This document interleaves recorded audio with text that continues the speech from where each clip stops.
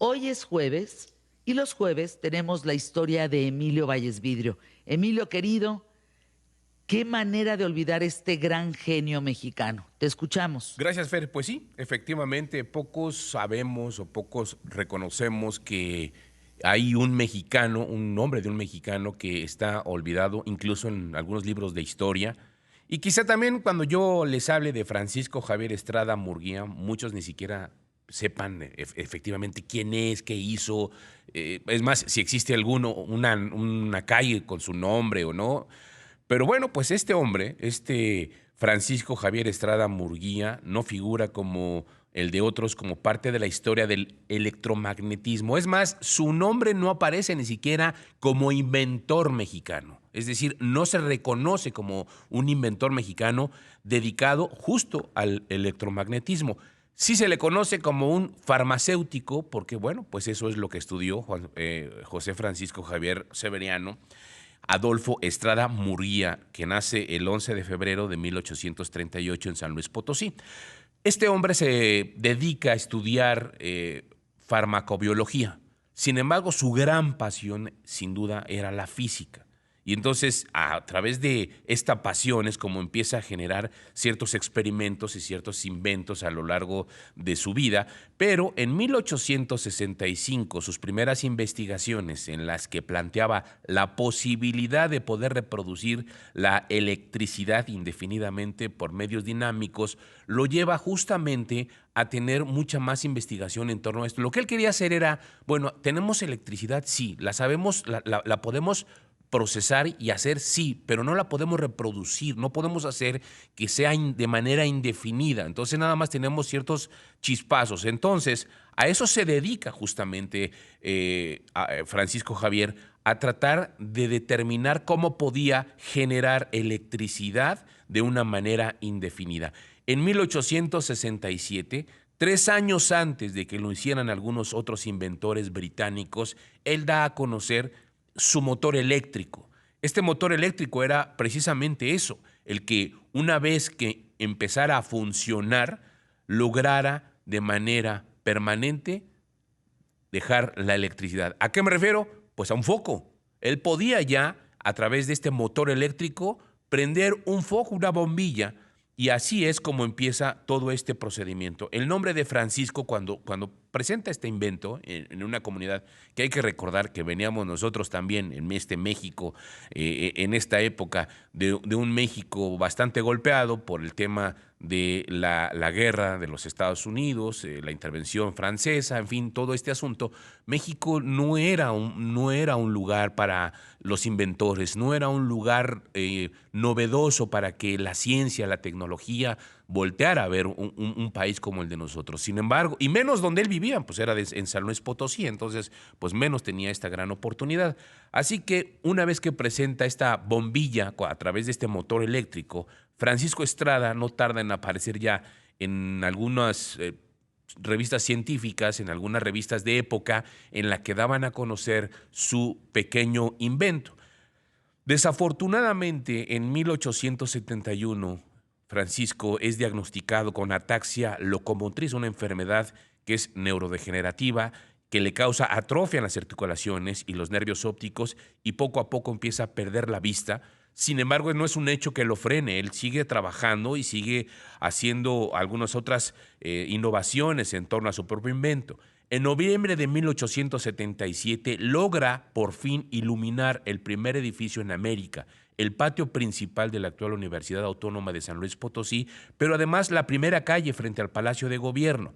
En 1879 ya estaba experimentando estos primeros ensayos de alumbrado eléctrico en México y Latinoamérica, como sucede con la primera fábrica de hielo que existe en San Luis Potosí, en la que ya generaba su propia electricidad gracias precisamente a este motor eléctrico que él estaba poniendo ya en práctica y bueno, a la vista de todos. Gracias a este invento, gracias a esto, pues es como se da a conocer, aunque tiene muchos otros inventos como el micrófono de carbón, que consigue con él la primera llamada telefónica de larga distancia a nivel mundial al enlazar a San Luis Potosí con la Ciudad de México en 1882. Hay que señalar pues evidentemente que aunque estos grandes inventos, este invento particular del micrófono de carbón, ya existía el teléfono, efectivamente ya Graham Bell había dado a conocer su invento del teléfono, pero no tenía llamadas de larga distancia, y es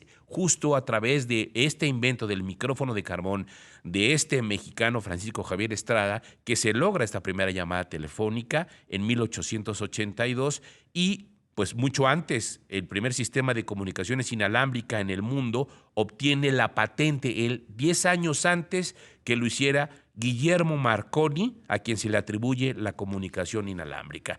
Y como esta hay muchos otros inventos que él, gracias a su destreza, a su capacidad, a su inventiva, a su pasión por la física, por la invención, logra demostrar y logra poner en el mercado. Lo desafortunado que es que pues viene el momento en el que en el 23 de agosto de 1868, regresando un poquito a esta situación en la que él se da a conocer, en la que está cayendo la noche, él justo hace y presenta este invento y logra que se ilumine el patio central del Instituto Científico y Literario, hoy el edificio central de la Universidad Autónoma de San Luis Potosí. Es cuando crea una gran efervescencia. Y es precisamente también cuando el gobernador del estado de San Luis Potosí le da su apoyo para decir: este invento no puede quedar aquí, este invento tiene que salir y tiene que darse a conocer a nivel mundial.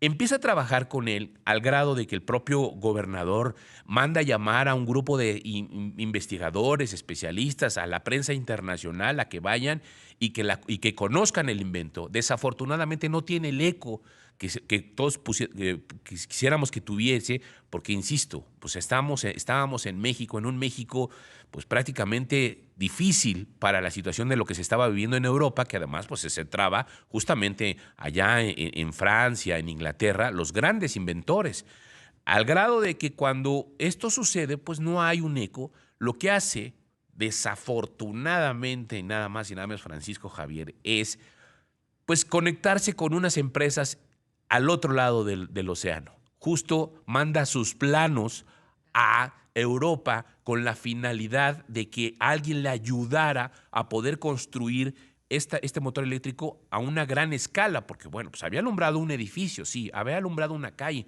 pero lo que él pensaba decir, bueno, ¿cómo puedo lograr ya prácticamente iluminar toda una ciudad?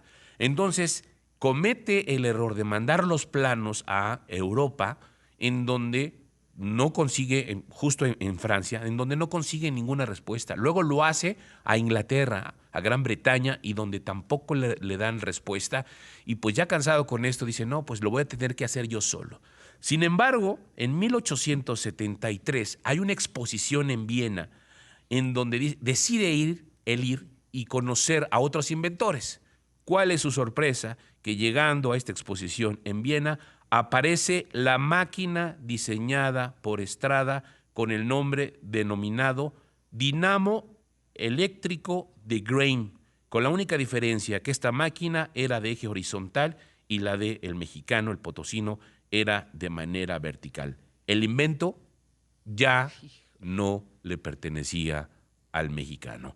Hoy lo que podemos decir de Francisco Javier Estrada Murguía es que pues solamente existe una plaquita, una placa grabada que lleva su nombre, una placa de mármol en la sala que era el Gabinete de Física del Instituto Científico y Literario y que actualmente es la oficina de rectoría de la Universidad Autónoma de San Luis Potosí. Pero lo que es una realidad es que quien inventó la electricidad fue nada más y nada menos que un mexicano que hasta hoy todavía sigue sin ser reconocido con la figura que tiene en este momento. Y no solamente eso, como te decía, el micrófono de carbón, un reproductor indefinido de electricidad estática, otros inventos como el barómetro de mínima, el termómetro metálico, tiene muchos inventos que desafortunadamente no tienen el eco porque él no vivía en Europa. Ese es el asunto de este mexicano. El nombre completo: José Francisco Javier Severiano Adolfo Estrada Murguía. Ese es nuestro mexicano. Increíble historia, ¿eh? Nuestro genio olvidado y además, peor, plagiado. No, bueno, imagínate.